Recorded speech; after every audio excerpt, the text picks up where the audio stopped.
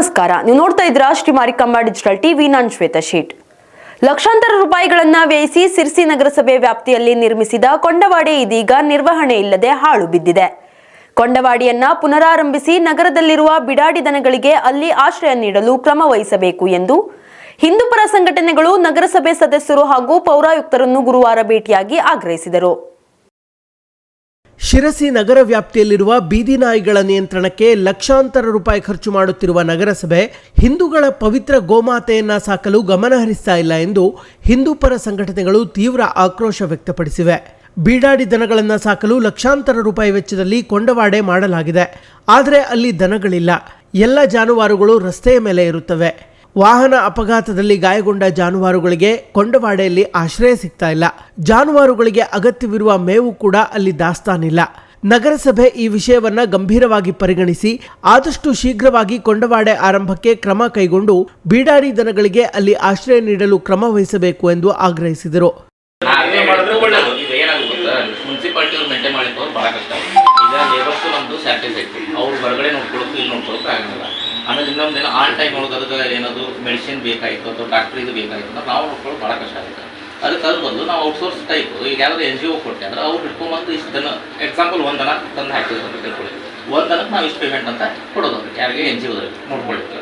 ಒಂದು ವೇಳೆ ಯಾವುದೋ ಒಬ್ಬನು ಓನರ್ ಬಂದ ಅಂತ ತಿಳ್ಕೊಳ್ಳಿ, ಆ ದನ.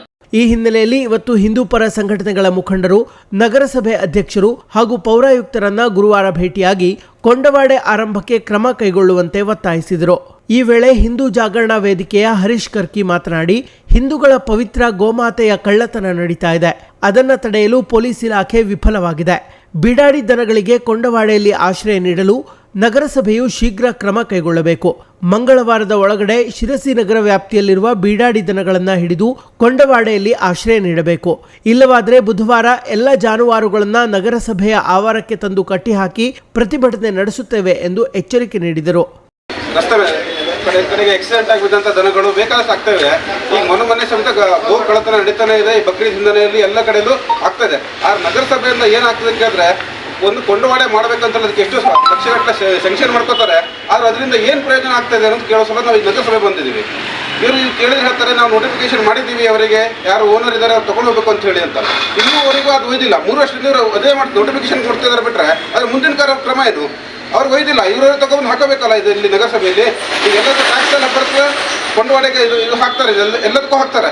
ಆದರೆ ಇಲ್ಲಿ ಬಂದು ಕೇಳಿದ್ರೆ ಅದಕ್ಕೆ ಸರಿಯಾದ ಉತ್ತರ ಯಾರ ಕಡೆಯೂ ಬರ್ತಾ ಇಲ್ಲ. ಅದಕ್ಕಾಗಿ ನಾವು ಹಿಂದೂ ಸಂಘಟನೆಗಳಿಂದ ಇವ್ರು ಕೇಳಲಿಕ್ಕೆ ಬಂದಿದ್ದೀವಿ. ಈಗ ಇವರಿಗೊಂದು ನಿಗದಿತ ಅವಧಿಯನ್ನು ಕೊಡ್ತೀವಿ, ಅಷ್ಟರೊಳಗೆ ಅದೇನು ಆಗಬೇಕು ವ್ಯವಸ್ಥೆ, ಆ ವ್ಯವಸ್ಥೆ ಒಳಗೆ ಹಾಕಬೇಕು. ಇಲ್ಲ ಅಂತ ಹೇಳಿದ್ರೆ ಅಷ್ಟು ಜನಗಳಂತ ನಗರಸಭೆ ಎದುರು ಕಟ್ಟಿ ನಾವು ಪ್ರತಿಭಟನೆ ಮಾಡಬೇಕು ಅಂತ ಹೇಳಿ ಅವ್ರಿಗೆ ಎಚ್ಚರಿಕೆ ಕೊಡ್ಲಿಕ್ಕೆ ಬಂದಿದ್ದೀವಿ. ಈಗ ನಗರಸಭೆ ಪ್ರಭಾರಿ ಪೌರಾಯುಕ್ತ ಶಿವರಾಜ್ ಪ್ರತಿಕ್ರಿಯಿಸಿ, ಕೊಂಡವಾಡೆಯನ್ನ ನಗರಸಭೆಯಿಂದ ನಿರ್ವಹಣೆ ಮಾಡುವುದು ಕಷ್ಟ ಸಾಧ್ಯ. ಸ್ವಯಂ ಸೇವಾ ಸಂಸ್ಥೆಗಳು ನಿರ್ವಹಣೆಯ ಜವಾಬ್ದಾರಿ ವಹಿಸಿಕೊಂಡ್ರೆ ಒಂದು ಜಾನುವಾರಿಗೆ ಇಂತಿಷ್ಟು ಹಣ ಎಂದು ನಗರಸಭೆಯಿಂದ ಅವರಿಗೆ ನೀಡಲಾಗುತ್ತದೆ. ಈ ಬಗ್ಗೆ ಅಧ್ಯಕ್ಷರು ಹಾಗೂ ಸದಸ್ಯರ ಜೊತೆ ಚರ್ಚೆ ಮಾಡಿ ಮುಂದಿನ ತೀರ್ಮಾನ ತೆಗೆದುಕೊಳ್ಳಲಾಗುತ್ತದೆ ಎಂದು ತಿಳಿಸಿದರು. ಇನ್ನು ಕೊಂಡವಾಡೆ ನಿರ್ಮಿಸಿ ಕೆಲವು ವರ್ಷಗಳೇ ಕಳೆದರೂ ಅದರ ಸದುಪಯೋಗ ಜಾನುವಾರುಗಳಿಗೆ ಸಿಗ್ತಾ ಇಲ್ಲ. ಇದರಲ್ಲಿ ನಗರಸಭೆಯ ಬೇಜವಾಬ್ದಾರಿತನ ಎದ್ದು ತೋರುತ್ತಿದೆ. ಕೂಡಲೇ ಈ ಬಗ್ಗೆ ಗಮನ ನೀಡಿ ಸೂಕ್ತ ಪರಿಹಾರವನ್ನ ತೆಗೆದುಕೊಳ್ಳಬೇಕು. ಇದಕ್ಕೆ ಅಧಿಕಾರಿ ವರ್ಗ ಹಾಗೂ ಸರ್ವ ಸದಸ್ಯರ ಸಹಕಾರ ಅಗತ್ಯ ಎಂದು ನಗರಸಭೆ ಸದಸ್ಯ ಪ್ರದೀಪ್ ಶೆಟ್ಟಿ ತಿಳಿಸಿದರು. ಈ ವೇಳೆ ಕೃಷ್ಣಮೂರ್ತಿ ಭಟ್, ಹರ್ಷ ನಾಯಕ್, ಆದರ್ಶ್, ರವಿ ಗೌಳಿ, ಅಮಿತ್ ಶೇಟ್, ಸತೀಶ್ ನಾಯಕ್, ಅಕ್ಷಯ್ ಮೊಗೇರ್, ರಾಘವೇಂದ್ರ ಆಚಾರಿ ಸೇರಿದಂತೆ ಮತ್ತಿತರರು ಉಪಸ್ಥಿತರಿದ್ದರು. 2017-18 ಇಸ್ವಿಯಲ್ಲಿ ಸುಸಜ್ಜಿತವಾದ ಒಂದು ಕೊಂಡವಾಡೆಯನ್ನು ನಗರಸಭೆ ನಿರ್ಮಾಣ ಮಾಡಿತ್ತು. ಆದರೆ ಕೊಂಡವಾಡೆ ಯಾವ ರೀತಿ ನಿರ್ಮಾಣ ಆಗಿದೆ ಅದೇ ರೀತಿ ಚಾವಿ ತೆಗಿದೆ, ಅದೇ ರೀತಿ ಸ್ಥಿತಿಯಲ್ಲಿ ಇದೆ ಅಂತ ನಾನು ಈ ಸಂದರ್ಭದಲ್ಲಿ ಹೇಳಲಿಕ್ಕೆ ಬಯಸ್ತೇನೆ. ಯಾಕೆಂದರೆ ಮುಂದಿನ ಆಡಳಿತ ಅದ್ರ ಬಗ್ಗೆ ಸರಿಯಾದ ಕ್ರಮ ವಹಿಸಲಿಲ್ಲ.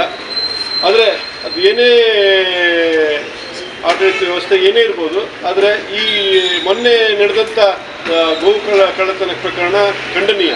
ಅಂಥ ಪ್ರಕರಣಗಳು ಮತ್ತೆ ಆಗಬಾರ್ದು. ಅದಕ್ಕೆ ದಾರಿ ಯಾವುದು ಕೇಳಿದ್ರೆ, ಇಂಥ ಬೀದಾಡಿ ದನಗಳನ್ನು ಕೊಂಡವಾಡೆಗೆ ತಂದುಕೊಟ್ಟು ಅದು ಮುಂದಿನ ಪ್ರಕ್ರಿಯೆ ಮಾಡುವಂಥದ್ದು. ಅದು ಆ ಕೆಲಸ ನಗರಸಭೆ ಕೂಡಲೇ ಮಾಡಬೇಕಂತ ಹೇಳಲಿಕ್ಕೆ ಬಯಸ್ತೀನಿ. ಅದಕ್ಕೆ ನಗರಸಭೆ ವ್ಯವಸ್ಥೆಯಲ್ಲಿ ಏನು ಒಕ್ಕೂಟನ್ನು ಮಾಡಬೇಕು, ಅದಕ್ಕೆ ಏನು ಒತ್ತಾಯ ಮಾಡಬೇಕು, ನಾವು ಕೂಡ ಪಕ್ಷ ಅಥವಾ ನಗರಸಭೆ ನಮ್ಮ ಸ್ನೇಹಿತರೆಲ್ಲ ಸೇರಿ ಮಾಡ್ತೇವೆ ಅಂತ ನನಗೆ ಹೇಳಲಿಕ್ಕೆ ಬಯಸ್ತೀನಿ. ಪ್ರೇರಣ್ ಕಿಡ್ಸ್ ನಿಮ್ಮ ಮಕ್ಕಳ ಉತ್ತಮ ಭವಿಷ್ಯಕ್ಕೆ ಅಡಿಪಾಯವಾಗಬಲ್ಲ ಅತ್ಯುತ್ತಮ ಪ್ಲೇ ಸ್ಕೂಲ್ ವ್ಯವಸ್ಥೆ ಇದೀಗ ನಮ್ಮ ಶಿರಸಿ ನಗರದಲ್ಲಿ.